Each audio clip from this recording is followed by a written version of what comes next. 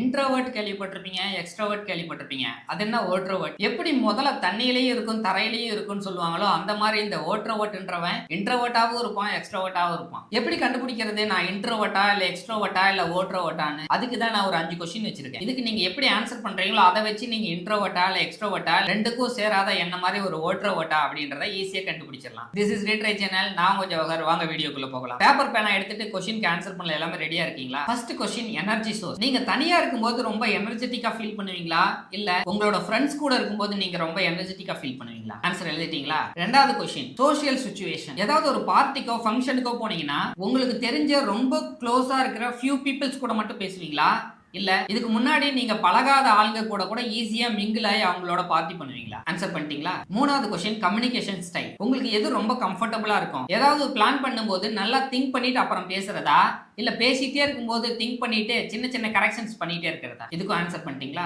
நாலாவது question free time. பொதுவா வீக்கெண்ட்ல நீங்க எப்படி ஸ்பெண்ட் பண்ணணும்னு நினைப்பீங்க? மீ டைம் அதிகமா வேணும், மூவி பார்க்கலாம், மியூசிக் கேட்கலாம், இல்ல தனியா டைம் ஸ்பெண்ட் பண்ணலாம் அப்படின்ற மாதிரியா இல்ல அவுட்டிங் போலாம், ஃப்ரெண்ட்ஸ் கூட பேசிட்டு இருக்கலாம், இல்ல எங்கேயாவது லாங் டிராவல் போலாம் அப்படின்ற மாதிரியா? இதுக்கும் ஆன்சர் பண்ணிட்டீங்களா? Fifth question attention and recognition. உங்களுக்கு இந்த பப்ளிக் அட்டென்ஷன் கிடைக்கும் போது அதை அவாய்ட் பண்றவங்களா இல்ல அதை என்ஜாய் பண்றவங்களா? சோ இதுக்கும் ஆன்சர் பண்ணிருப்பீங்கன்னு நினைக்கிறேன். சோ எப்படி ஸ்கோர் பண்ணலாம்னு பாத்திரலாமா? இந்த 5 கொஸ்டின்ல இன்ட்ரோவர்ட்க்கு கீழ இருக்க இந்த 5 ஆன்சர்ல 4 ஆன்சர் நீங்க பண்ணிருந்தீங்கன்னா நீங்க ஒரு இன்ட்ரோவர்ட். இதுவே இந்த எக்ஸ்ட்ரோவர்ட்க்கு கீழ இருக்க இந்த 5 ஆன்சர்ல 4 அல்லது 5 நீங்க செலக்ட் பண்ணிருந்தீங்கன்னா நீங்க ஒரு எக்ஸ்ட்ரோவர்ட். இந்த ரெண்டு கேட்டகரியிலுமே ஃபால் ஆகாம ஒருத்தங்க இருப்பாங்க என்ன மாதிரி. 3 இன்ட்ரோவர்ட் 2 எக்ஸ்ட்ரோவர்ட் செலக்ட் பண்றது இல்ல 2 இன்ட்ரோவர்ட் 3 எக்ஸ்ட்ரோவர்ட் செலக்ட் பண்ணிருந்தீங்கன்னா நீங்க எல்லாருமே இன்னில இருந்து ஓட்ரோவர்ட் என்று அழைக்கப்படுவீர்கள். சோ இந்த இன்ட்ரோவர்ட் எக்ஸ்ட்ரோவர்ட் ஓட்ரோவர்ட்னு சொல்றது எல்லாமே உங்களுக்கான அடையாளங்கள் கிடையாது, உங்களோட எனர்ஜி ஸ்டைல் தான். சோ நீங்களா தான் இருக்க போறீங்க எங்க இருந்தாலும். உங்களோட வேர்ல்டுல நீங்க ரொம்ப ஸ்ட்ராங்காவும் ரொம்ப ஸ்கில்ஃபுல்லாவும் இருங்க.